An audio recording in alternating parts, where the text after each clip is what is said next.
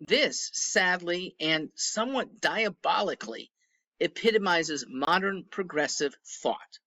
Laura Goodhue, who is involved in the Florida Planned Parenthood group, said this about the possibility of Medicaid no longer funding all of Planned Parenthood's abortion activity. She says the change could lead to a crisis in sexually transmitted diseases and other issues facing young people, here we go, since many rely on their testing, treatment, and family planning services. You're really making it almost impossible, especially for young women and men, to protect themselves. Impossible without government-sponsored Medicaid payments. Because who else is there to maybe help you protect yourself? Maybe she's forgetting peers, parents, teachers, God forbid, rabbis, priests. These are folks that can easily teach what the harm from promiscuous sex can do. It can be as simple as, young man, don't have sex until you are ready to be a father. Don't, because there are moral consequences to the gal that you are leaving.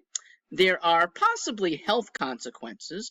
There are social consequences to you, and especially if you get the woman pregnant, there are huge consequences to your life. And don't you dare ask that woman to have an abortion, because then there's huge consequences to her and deadly consequences to that baby. You are an accomplice to killing. It's that simple. To the woman, and equally, maybe even more simple, don't have sex with someone who is not prepared to be a father. That easy. Have ice cream instead. You can swirl it. You can spoon it. You can have whipped cream. You can have cherry on top.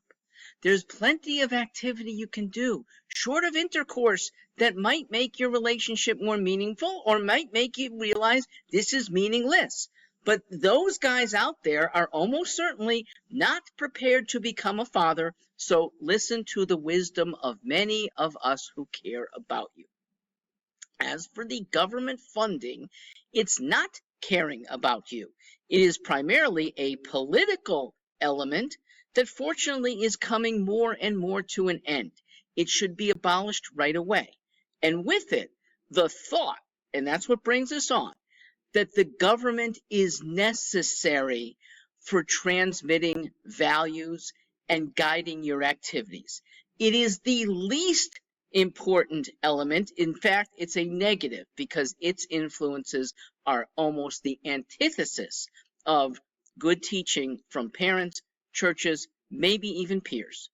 Listen to them first and eschew government wherever possible.